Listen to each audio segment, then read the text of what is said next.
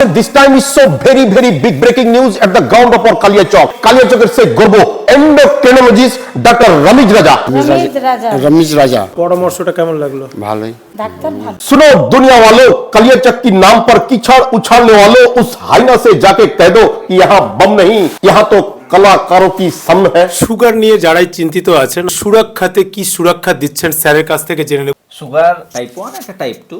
তো বড়দের মেনলি যেটা হয় টাইপ 2 ডায়াবেটিস বলে। লক্ষণগুলো যেমন ঘন ঘন পেচ্ছাপ হবে, শরীরের ওজন কমে যাবে, খিদে বেশি পাবে। যাদের বাড়িতে বাবার আছে, মায়ের আছে, ভাই বোনদের সুগার আছে, যাদের শরীর স্বাস্থ্য একটু মোটাসোটা, তারা একটু হাঁটাচলা কম করে, এরকম যাদের সম্ভাবনা আছে তাদের সবাইকে সুগারের জন্য। তাহলে কি এটা ডিএনএ রিলেটেড স্যার?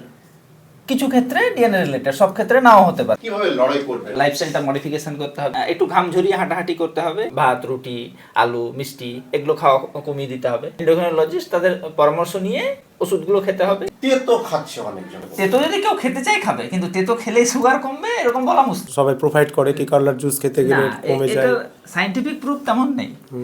কারো যদি খেতে ভালো লাগে খেতে পারে। সুগারের মেন ফোকাস তাহলে আপনি বলছেন হাঁটা, তার সঙ্গে খাওয়া দাওয়া কন্ট্রোল করা, কার্বোহাইড্রেট রিচ খাবার সেগুলোর পরিমাণে কমাতে হবে, প্রোটিন জাতীয় খাবার বাড়াতে হবে, আর তার সঙ্গে সব রকম ফ্যাট।